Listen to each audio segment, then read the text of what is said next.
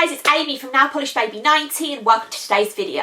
You may or may not remember that back at the end of 2020, I mentioned that in my favourites videos, I'm just not going to show nail polish empties anymore. And that's because I saw a couple of channels do kind of dedicated nail polish, nail care empties videos, and I really enjoyed it in that format, kind of all collected together, rather than me putting at the end of a favourites video, maybe those reviews getting lost. So I thought I would be doing this twice a year was my initial plan, every 6 months. However, my little bag that I bought myself, we're overflowed, so we're going to do it 3 times a year, every 4 months. So here is your first instalment of all my nail care, all my nail polish, everything that I've used up so far in 2021. We'll start with the Big Daddy. This is Zoya Remove 3-in-1. I love Zoya's nail polish remover. I've been using it solidly since I first started it, when I was added to their PR list maybe 4 years ago now. I do buy these big bottles myself, although I work with Zoya, I've had maybe one of these and a little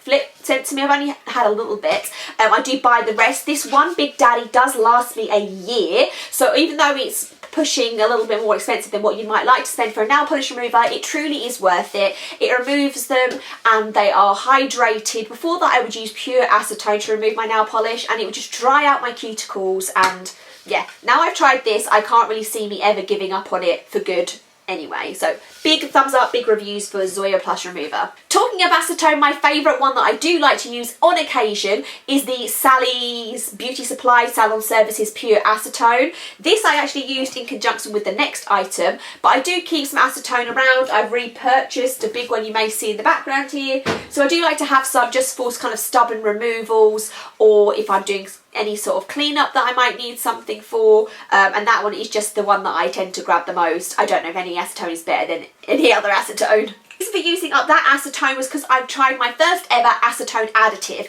and this is from A Certain Becca Lacquer, who is one of my friends. She sent this over to me as a gift to try, as it is a new item in their range. She sent me the scent Tropical Fruits. So what I did, again, I did an Instagram reel on it if you want to check that out on my channel, of how you kind of use acetone additive. But this and pure acetone is currently mixed in this push container from Zoya. I really enjoyed the experience of acetone additive. It basically adds nice things to the badness of acetone. So although you can use acetone to remove, it kind of rehydrates your nails, it gives a nice scent to it, there's oils in there, and I'm persuaded. This is something that I enjoyed. I definitely will look at Becca's scents. There's one that's like strawberry and something, and I need that in my life.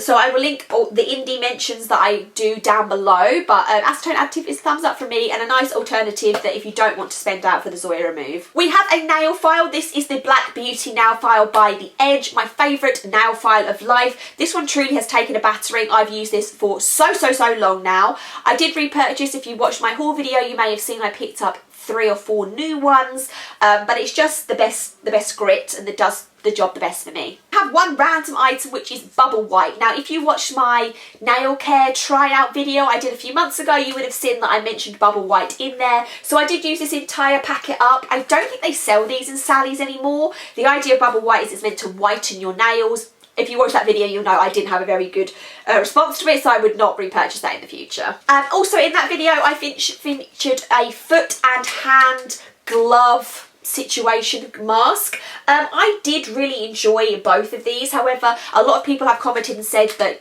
obviously it's a bit of a waste of the environment to have like another tissue mask, so unless these became biodegradable, I probably wouldn't repurchase them. I've got a few more that I will use up, but I wouldn't buy any more. And you can kind of make your own ones at home using your own socks and putting oil and things in gloves at home, which is a lot more eco-friendly. So although they were nice experiences, think of the environment, people. So this was the Anti-Aging Hand Repair by Skin Republic and the Nourishing Foot Pack by Superdrug. One Cuticle Oil. This is the Splattered Paint Cuticle Oil in Midnight Garden. This is one of the like twist up ones. I can't twist it anymore, so it looks like there's more left, but I don't know how I can possibly get that out.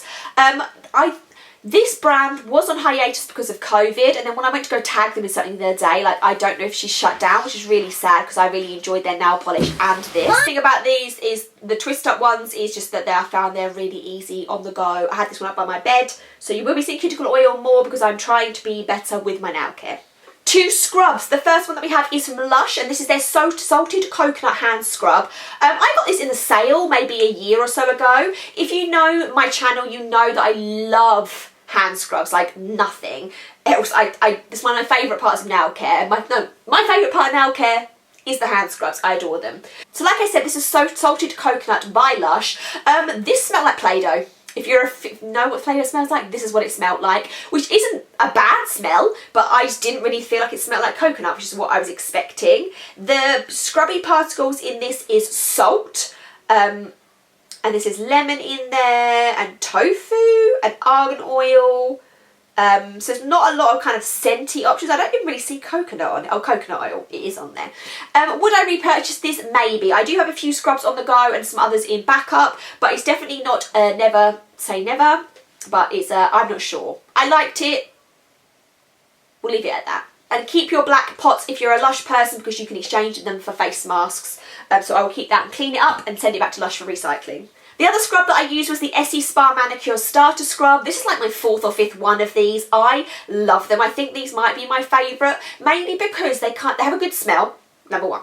2, they are in like a lotiony base, and so it's not possibly as scrubby as say the Lush one, but you're getting kind of like a moisturising and a hydration at the same time. So with the Lush one, I would add water to it and kind of rub it in and rinse it down. With this one, you can it kind of works by itself. You can pour a nice little bit amount up, put it in, add a little bit of water for a little bit of a lather, but I liked that kind of hydrating element of it, and I do have another one of these on the go at the moment, so you'll be seeing them in future empties. And the last part is the nail polish. I have 2 top coats and a black. So the black is my favourite black nail polish of all time, which is the Model's Own Hyper Gel in a jet black. Use this completely up. I use this for my toes, and also if I'm going to wear any type of glitter topper, I would always wear a black base, and I can get this completely opaque in one.